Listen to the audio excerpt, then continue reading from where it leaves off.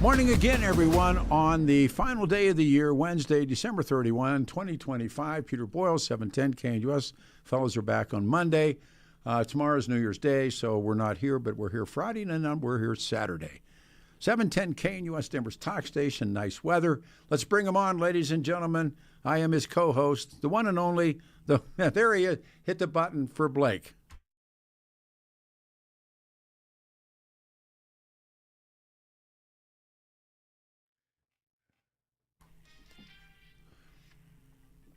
There he is. You, sir, are not a co-host.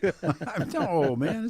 You are not the co-host. The Olsen Absolutely. Show. No, you can. No, you are the man. Hey, we're talking about the curse, the Kennedy curse, and then the Von Erichs and all these different curse things come up.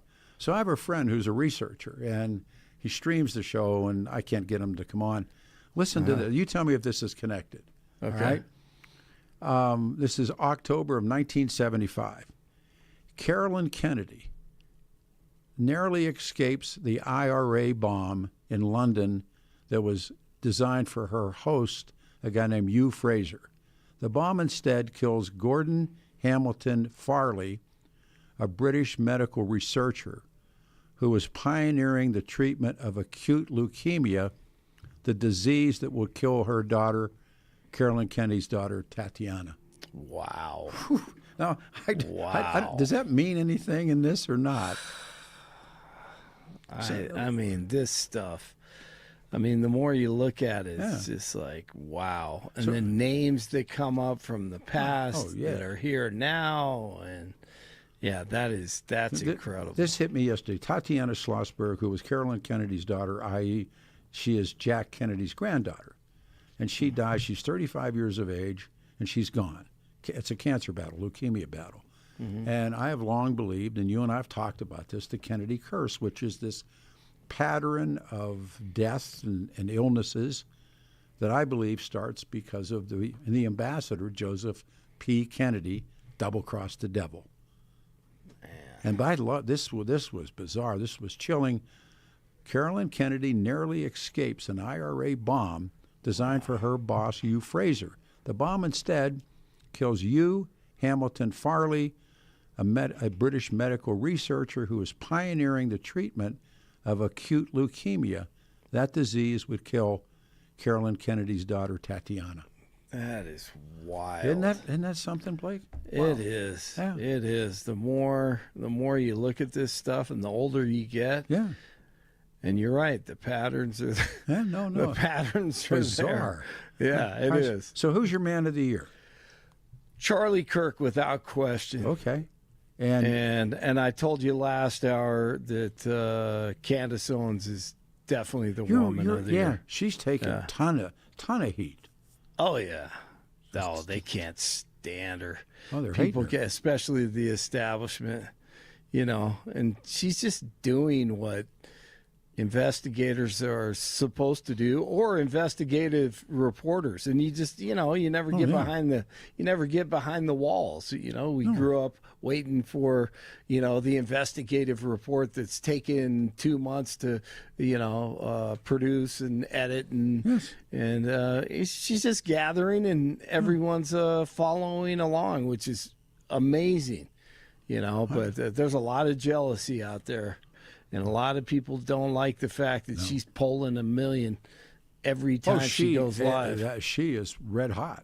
People. Yeah. No, that's incredible. I'm reading her. So. Yeah. All right. She's smart. And, she does. I tell Jeff and Billy, and they drive.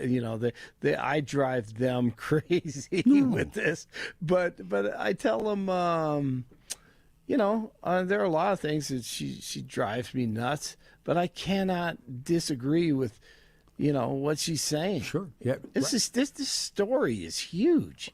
Ask the right question. We're talking about the Kennedys, but both Jack and Bobby. Dr. King's murder was a was a rifle shot. Yeah. And no, I mean it's. I mean, when you go down the rabbit hole with all four of them, Malcolm X, and then when you learn more, Malcolm X, that was.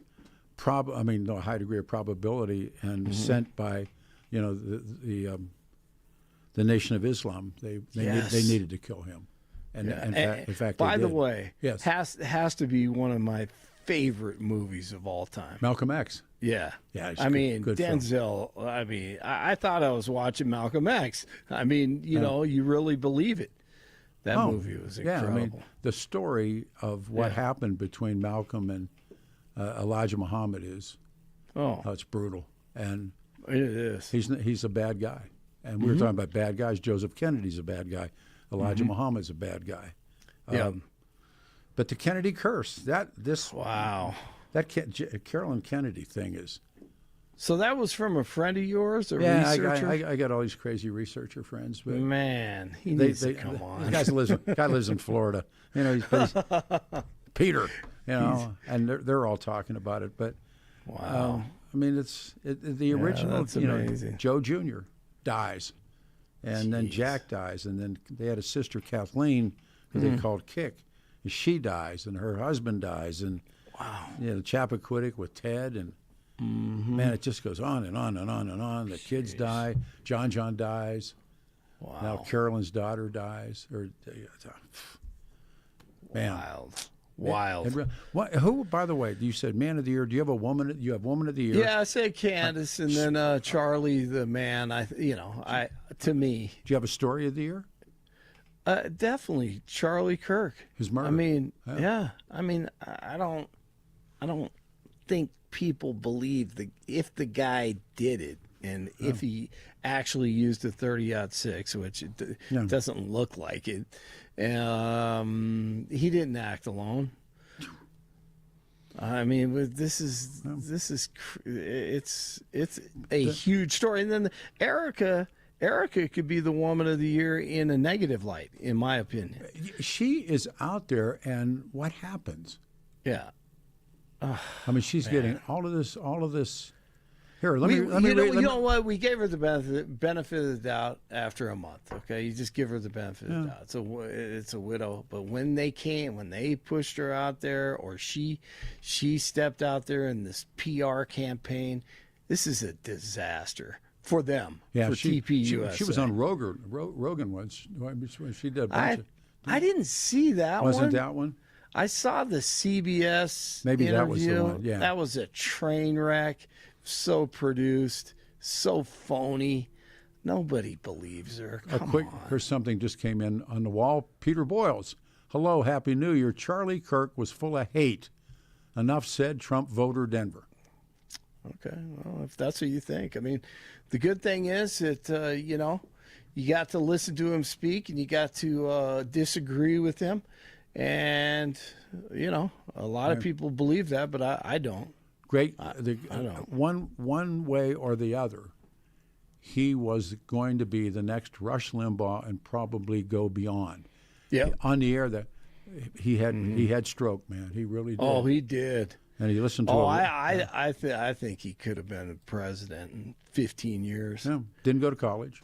Yeah. I mean, fascinating. I mean, so smart, quick. Do you think this is true? Some of the smartest people you've ever known in your life never went to college. Oh, some of the absolutely. stupidest people got No a PhD. doubt. All right, one more, and then ding. one more, and do the news. Do you? And I asked that of the last caller on the show. Do you believe the people who call the Adam and I were talking about it on the break? Do you believe the people who call the shots in your life, you don't even know their names? Absolutely not. You know who they are? Don't know who they are. Don't know their names. Yeah. Don't know their faces. No. And they're it's calling the sad. shots.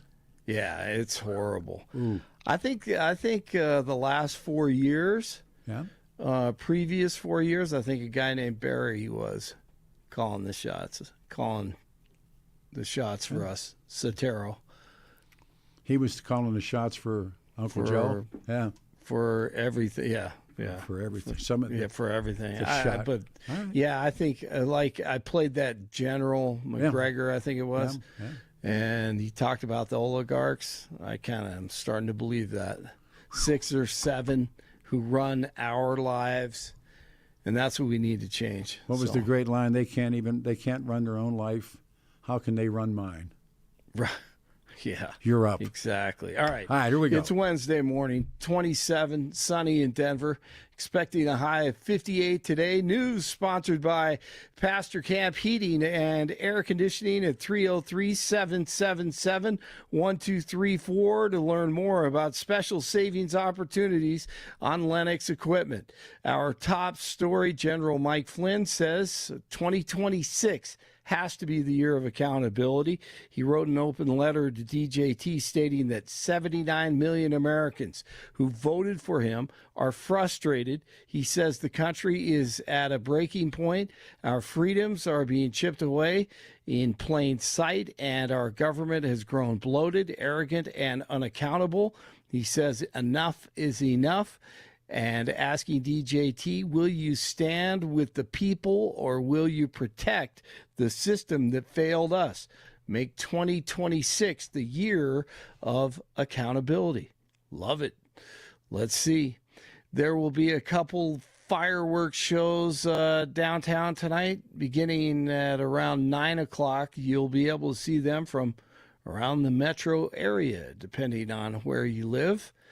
As we bring in the new year, former U.S. Senator Ben Nighthorse Campbell from Colorado has passed away at the age of 92. He was a member of the Northern Cheyenne tribe and was well known for his advocacy of Native American issues. He served in Congress from 1987 to 2005 and then served 2 terms in the Senate from 1993 to 2005. He was originally elected as a Democrat and famously switched to the Republican Party in 1995. Nighthorse Campbell was instrumental in establishing the National Museum of the American Indian, and he headed key Colorado conservation efforts, including the Sand Creek Massacre National Historic Site. Beyond politics, he was a U.S. Olympic judo team member in 1964 and a jewelry designer. I'm Mark Mayfield.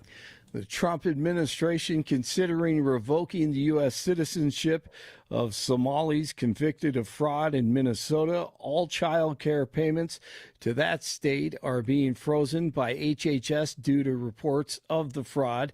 HHS says that all child care payments to the state are frozen, with steps taken Tuesday against blatant fraud that appears to be rampant in the state and across the country. Independent journalist Nick Shirley exposed a lot of it.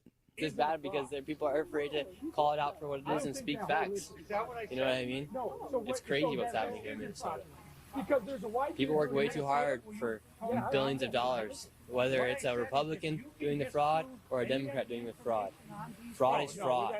So we should hold each and every single person accountable for it. Amen. A body found in Texas has not yet been positively identified as missing 19-year-old Camila Almos. The teen has been missing since last Wednesday morning. The Bexar County Sheriff's Office in South Texas says a body was found by search crews a few hundred yards away from her home in an area of tall grass. All right, the Broncos, they're back to work today on the turf. Probably outside today, I would think. Sunday, beautiful day. Sunday, the Chargers in town. Broncos, they can earn that number 1 seed in the AFC West with a victory. College football playoffs continue tonight. We've got Miami and Ohio State in the Cotton Bowl, and then all 3 games tomorrow are outstanding. Got the Ducks and Texas Tech. And you have Bama and Indiana, Ole Miss and Georgia. And then the Nuggets tonight at the Raptors. Nikola Jokic out for about a month with a hyperextended knee. That's not good news. And the Blues and the Avalanche tonight in Lodo under the fireworks. You have NHL hockey in downtown Denver tonight. 26 in Parker, 25 in Englewood, 27 in Denver. You're waking up with Jeff and Billy, and Pete is bringing you into the new year on New Year's Eve. Blake Olson, News Talk 710 KNUS.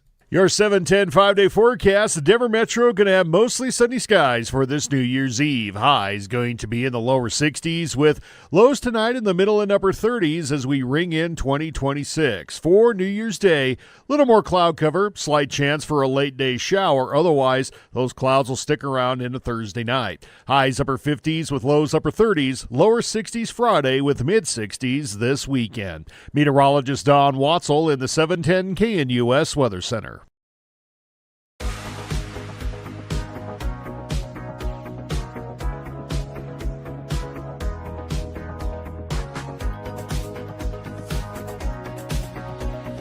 Morning, everybody. We're in the 8th, and we got one more hour to go. In the next hour, we're going to do a tribute to Ben Nighthorse Campbell. Senator Campbell passed away, and we'll have with us Vinnie Terranova and also Dr. Tom Reedy, and we'll do a tribute to that man. I was good friends with him. We rode motorcycles together, and Ben is now gone. 303-696-1971. From the last hour, let me read a bunch of text messaging that came in. This is another one of those text message mornings. Blake and Peter, hello. But forgiveness in Christ for Charlie is the best approach to Mr. Kirk. Amen. The next one, Charlie Kirk didn't have a hateful bone in his body. People that didn't like him never listened to him. He just was brutally honest about what was going on in our world today. Jocelyn here, good morning, Peter. You know, there's nothing better than street smarts. This one is don't forget about, I knew this one, Maviv Kennedy McKean, RFK's granddaughter, her 8-year-old son who dies a few years ago when their canoe capsized and they drowned in Chesapeake. Yeah, you're right. Pete, in regards to the 1920s blues guitarist, have you heard the Irish teen prodigy named Maureen Ann Bailey? I have not. It's worth the time. 303-696-1971. So it's open lines, and what are you doing tonight? But we're talking about, you know, all the man of the year, woman of the year, all of that part. And then the curse of the Kennedys. And I'm drawn to it. What are we doing? We're going to take some. All right, we got jammed up lines. That's cool. Line 1, we go to Charles in Sherman, Texas. Hey, Charles, you're on the show, man. Thanks, and good morning. Hey, Peter. We actually know each other. How? Our daughters were good friends. Our daughters were good friends in high school, and we had a dinner with them. And Newt Kavanaugh. I don't know if you remember. Oh, Dr. man. Kavanaugh. Of course I do. Hey. Hey, good morning. Happy New Year. Of course. Well, Happy New Year to you as well. Yeah, I wrote a book about a Catholic priest that was enriched by Joseph Kennedy. And it's called Roman Collar Crime. And it's just amazing. The outreach of the Kennedys, but he was pumping and dumping oil stocks in Alaska with Joseph Kennedy in the early 50s, and ended up dying with $25 million in his estate. Whew. And he was a priest. He was a priest. Is that what you said? He was a priest, right? They pretty much ran the Catholic Church in Boston with what was the cardinal? God, I can't think. Yeah, was it McCarrick? No, it wasn't McCarrick. It was, but he was the one that he always came to their family and always was part of what they do. By the way, just got downloaded to me by. Adam came in. Roman collar crime violated the transgressions of a small town priest. Why don't you do the show with us someday by phone? Yeah, I'd love to. So, I'll put this aside and we'll book it when we're done talking. Do you believe there's a curse with this family? Well, that I'm a little bit uncertain about. It's certainly a family that's gotten a lot of attention, and that people would have reason to, perpetrate against them. I don't know. What we're talking about is, and I'm reading yesterday afternoon, show prepping, and across the computer comes the story about the Carolyn Kennedy's daughter dies of leukemia at 35, and her name was Tatiana Schlossberg, and is the continuation of something that's been called the Kennedy curse, this pattern, if you would, doctor, of deaths and illnesses, and I don't know, maybe misfortune could be put in there, but it just seems to be generation after generation after generation, they lose members of their family, and John in the airplane, and everything. It just goes on one generation after another, and now this, and I don't know. I mean, it's really something to think about. Can you get? Yeah. Joe Kennedy's a bad guy. Do you agree? Yeah, well, yeah, but the genesis of my story was that Joe Kennedy was a good friend of Pope Pius XII, That's right. and the priest, the way the priest got connected with him is because the person that ran the finances of the Archdiocese of Los Angeles was a college friend of this priest. His name was Eugene Lemire's. You can, in fact, you can look him up. No, we'll have you on the show because it's a really interesting situation with this priest. But anyway, Joe Kennedy knew the Pope, and this priest in Los Angeles was a good friend of the priest that I wrote about, and so it's kind of an interesting, roundabout connection. So. No, I believe every bit of it. Joe Kennedy had in the end, Joe Kennedy paid for what he had done. I believe that too.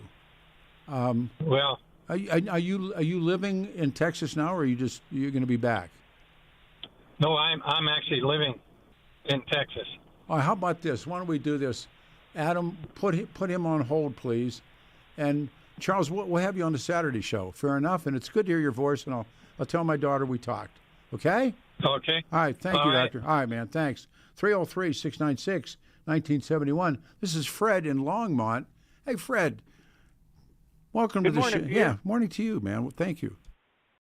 Peter, I have a little different approach to this question about Joe Kennedy and his Faustian deal with the devil. Now, we always talk about the devil, or at least when I've been listening to everybody. But I think we forget there's this thing called God. Now, do you think God would continue to allow the devil to take the lives and cause the problems for the Kennedy family? I don't have an opinion of that, but, I mean, it's a great question. Your question's really well received. The answer is probably yes. It's like, well, why do you say yes then? Well, because it continues. So, I guess the other way I'd look at it, Peter, we all know about the Kennedys. I'm old enough I remember when John Kennedy was killed. I was in high school. But there have to be families throughout this country, throughout this world, who have gone through similar situations, but they're not high-profile people. The Von Erichs. You never hear about them. The Von Erichs, the wrestling Well, I'm talking about people not even at that realm. I'm talking about just the normal, average citizen sitting out there. I know families who have had tragedy after tragedy, and I would say that in their situation it would be similar to what you talk about the Kennedys. But I think it's because the Kennedys are high profile, and that's not so much high profile. And I think this is significant. It's the pattern of behaviors, and we're all doing hypothetical stuff because probably down in my heart of hearts I throw this all out the window anyhow. But it's it isn't like a family that has a farm, and and these are people who were involved and did things that you and I now find not only, you can't call them tragic, they're just down flat out crooked. I'm looking for a word, but Joe Kennedy made his money, Joe Sr., the ambassador, made his money in a series of very underhanded ways. He lobotomized his daughter. I mean, I give you a list of things that he had done. He had his lover was Gloria Swanson, and he would bring her to the dinner table with his family, with his wife sitting there.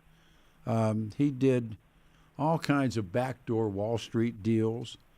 He became almost an apologist for Adolf Hitler, and the beat goes on.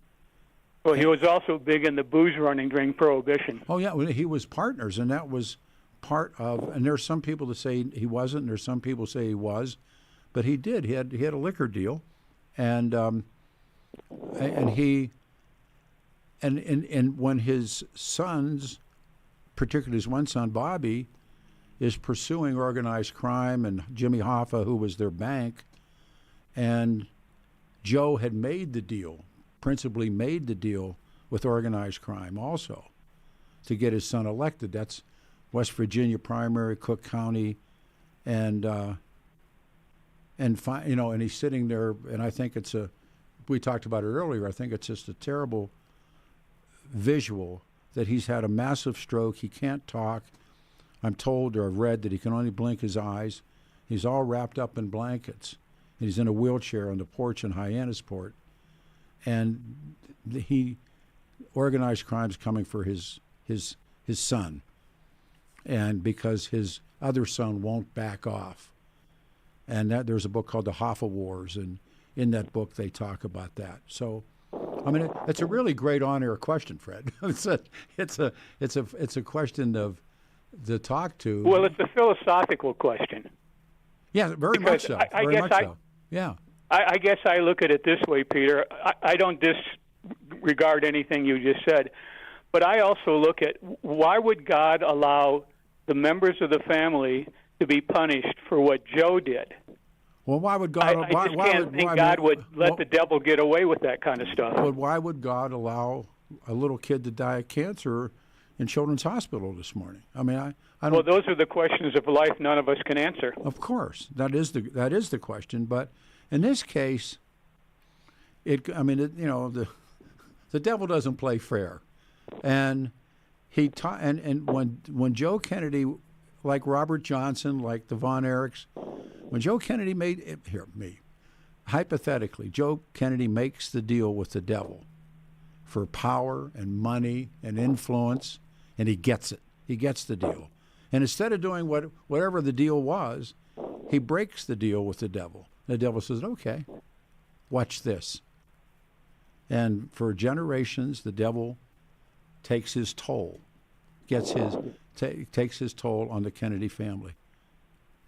So I think it's interesting to talk about, but again, I'm just of the opinion, and I don't have an answer to this either, but I just can't understand how God could allow innocent people, and I use the term innocent because I'm sure some of those people were innocent, to suffer at the hands of what Joe Kennedy did. I've read about Joe Kennedy, I think, not to the extent you have, but yeah, he was a bad guy. But to punish the rest of the family, and the thing is, and this is just my belief system. Oh, sure. God is stronger than the devil. Well, and God, I don't want to argue. I mean, we can discuss any of that you wish, but the question is, did Joe Kennedy do this? And yeah, he did. That I don't dispute with you. You think he All made? I'm saying is, Did you think he made the deal? I don't doubt it. Okay, that's great. But Peter, in this world, a lot of people make deals with the devil. Do you think Stalin probably did, and Hitler and all those guys? No, actually, in their own way, made the deal with the devil? No, I think then if any of that's true, and remember, Joseph Stalin was a seminarian in the Orthodox Church. And Hitler was a Catholic. Oh yeah, no, he was a good Bavarian Catholic, but they both rejected Christianity. I mean, Hitler thought, in spite of all this stuff, Hitler thought Christianity was weak and it was a Jewish religion, and they basically were German pagans.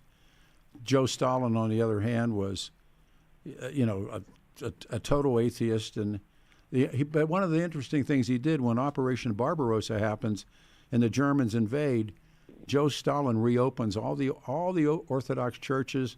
They go into the Gulag. They find those old Orthodox priests. They put them in front of the altars again. They did. They brought religion back because people were not fighting for communist Russia. They were fighting for Mother Russia, and he got away from that the commie stuff pretty quick, and portrayed Mother Russia, the patriotic Mother Russia. And of course, when it's over, he slammed them all shut again.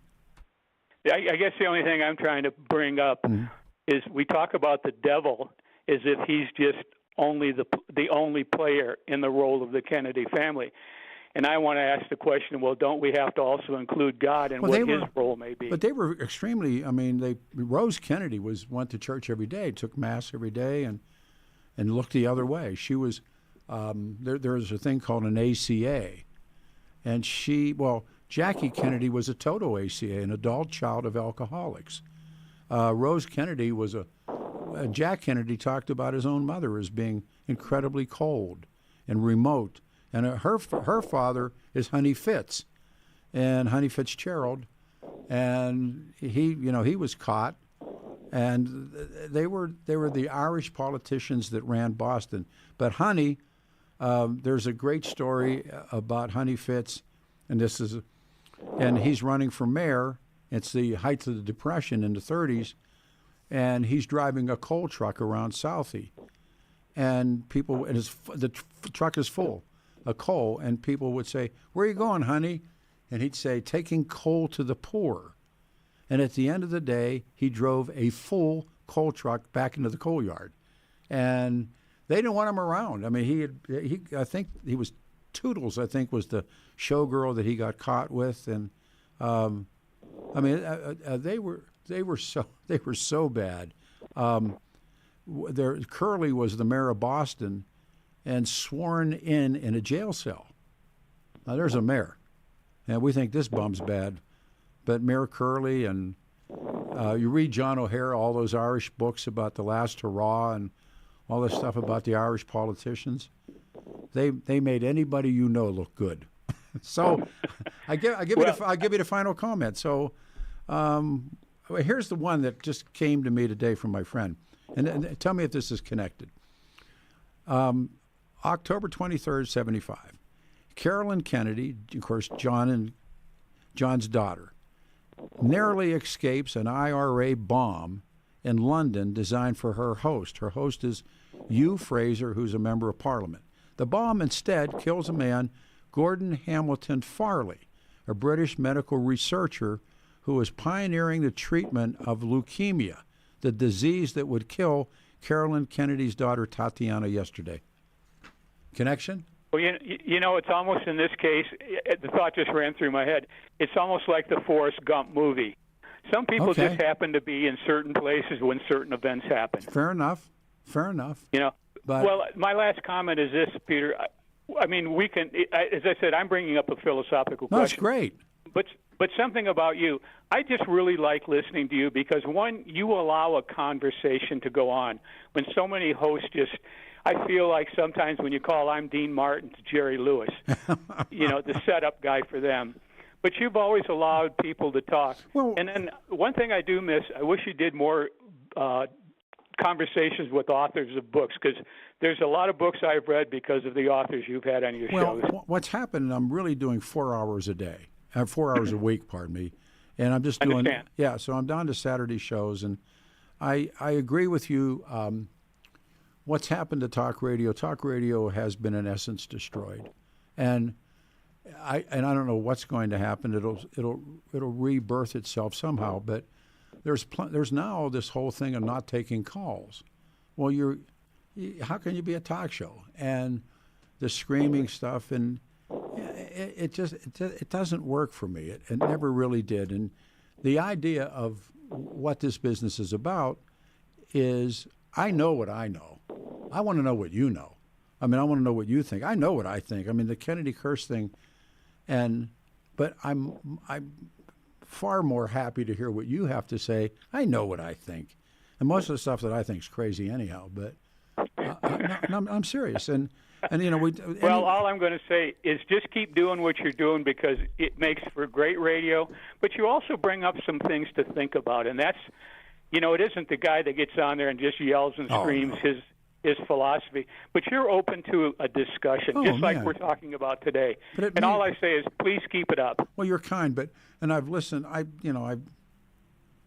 What happened was the election deniers got their hands on the throttle, and they ruined this radio station, and many of them ruined other places, and so it goes, as Kurt Vonnegut said. But things will turn around. Maybe, hopefully. But podcasting, which I'm about to get involved in one, and those kinds of things, I got to tell you, Fred, it has to go back to what it was, or it'll fade away. And if you look at the numbers, you'll see it. The ratings are, And the same thing happened to network television. Final question to you. Do you watch the local news shows at all? Very little. There you go. There you go. Me too. I don't watch it. I'd rather find my own way. Thank you, brother, man. Happy New Year, Fred. Thank you very much, man. Thank you, Peter. You're Thank welcome. you. All right. 303-696-1971. What are you going to do tonight? No one's told us. What are you going to do tonight? 710 KNUS.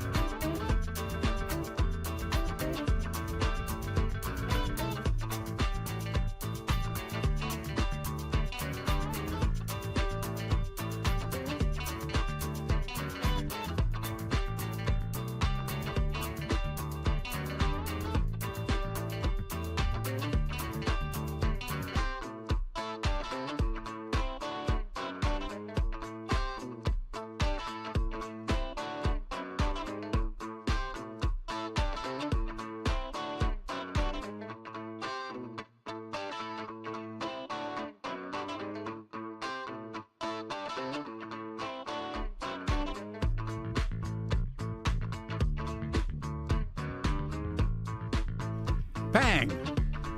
There you go. 710 KNUS, Denver's talk station on New Year's Eve, amateur night. It's not like nobody's going anywhere. It's like, is there a, by the way, 303-696-1971. You can get on the show. Tell me what you're doing tonight. Legitimately, what are you doing? Man, I remember New Year's Eve used to be blast them away, right? So now it's like I'm having 5 o'clock dinner. I'm Peter. What a long baller. Coming up, we'll do a tribute to Senator Ben Nighthorse Campbell with Dr. Tom Reedy and Vinnie Terranova. And right now, Adam's clearing the calls, 303-696-1971. Is anybody doing anything tonight? Like people going, nah, not really. And maybe we've all grown up and gotten smart and said, okay, I'm staying out of it. But boy, oh boy, oh my dear, it was right. So I have to say, we're almost get ready to do this. Watch the man clear the call and the Kennedy curse, and also the Man of the Year, Woman of the Year, Story of the Year. prediction for next year. And again, what are we watching in this country? I like it. And the question that I've really been bouncing off all kinds of people is the people, the whomever calls the shots in your life. Do you even know their names? And when we know the names of, our senators, Bennett and Hickenlooper and the governor, but do you really think that those people are making decisions for your life? Because I don't. I don't think in a second. Do you think that, really, we look at traditional power structures, and we've been talking about creating government, and we were talking, I was one of the men, I said to Blake, do you think you really know the names of the people who call the shots on your life? Do you think, to anybody in the audience, you think you do that? Here's one.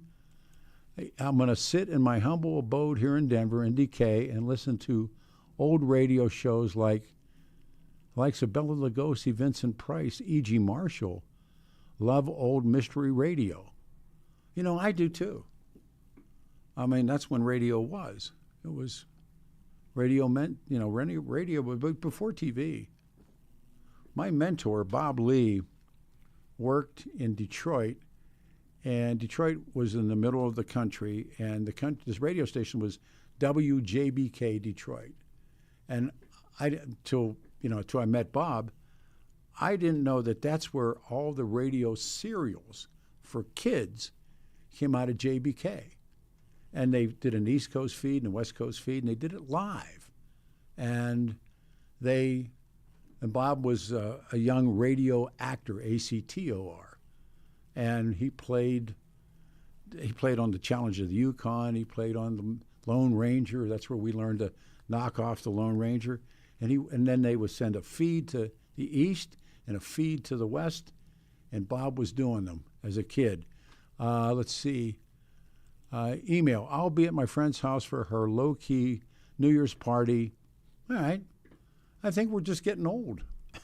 Ain't going out and rock and rolling. Let's go back to the phones. 303-696-1971. Louie, you're on the radio show, brother man. Happy New Year and thank you. Happy New Year to you. I just wanted to let you know what I'm doing for New Year's. I'm watching my favorite movie. Which one? My Eyelids. Say that again. What film? My Eyelids. Oh, checking your eyelids for holes. Yeah. I watch the same movie every night.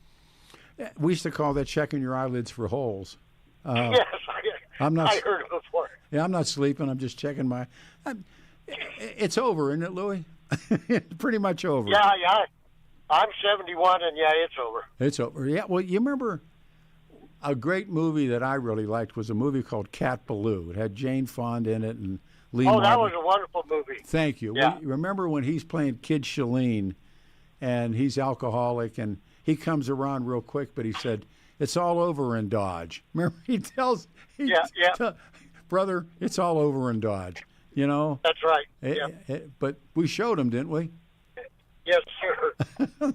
You have a good one, Peter. Happy New Year. Thank you. You too, brother. This is to the wall. Okay.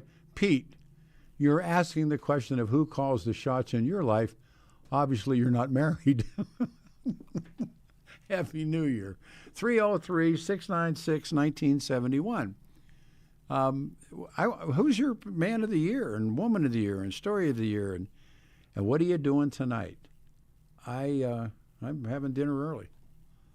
And tomorrow could be, we're going to maybe ride some motorcycles tomorrow. It looks like we could maybe do that if we leather up. It's going to be it's going to be 59 for a high. That's motorcycle weather. When we come on, we're going to talk about the life and times of Ben Nighthorse Campbell with Vinnie Terranova and Dr. Tom Reedy. We're going to do that at the top of the hour. I used to ride with Ben, and his wife's name was Linda, God love her, and she rode her own motorcycle, and where was I working? I was working at Cahow, doing mornings, and he was a member of a motorcycle club that I'm now a member of. And Ben, he called me He used to come do the radio show, and he was a judo player. He was on the Olympic judo team, for real tough guy. And remember that time he was like in the subways or something in Washington D.C. and those guys tried to mug him. He was an old guy, man. They tried to mug him and he beat them. You know who else did that? Was Jack Dempsey did it.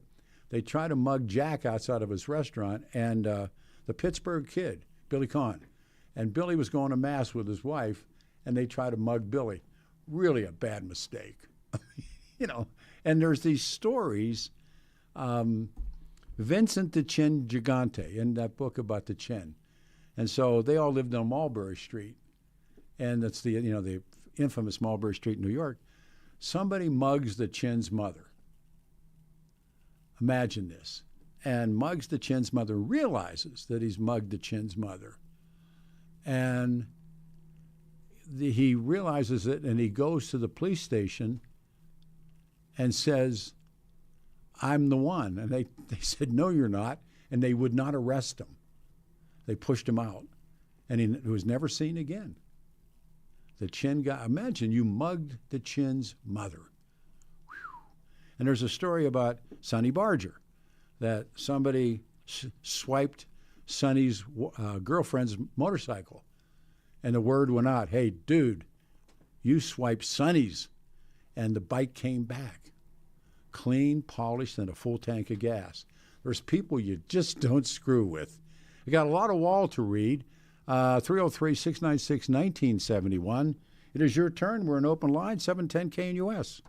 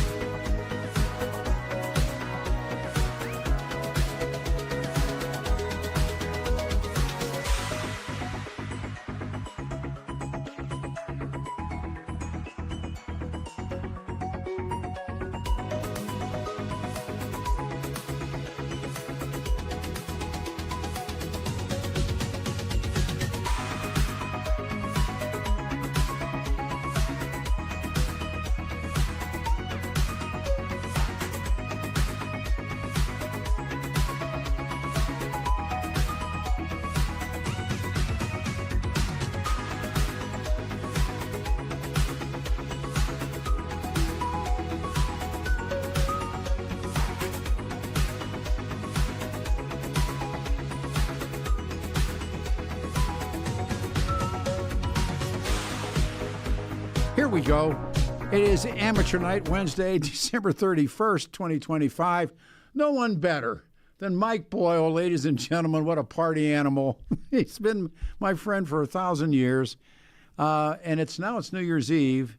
And Mikey, I know, well, you have a separate and very private thing that goes on. And think of New Year's Eves in the past. Peter, I've had days when I've woke up on New Year's Day and said, "Can you give me the time, temperature, and city, please?" Yeah.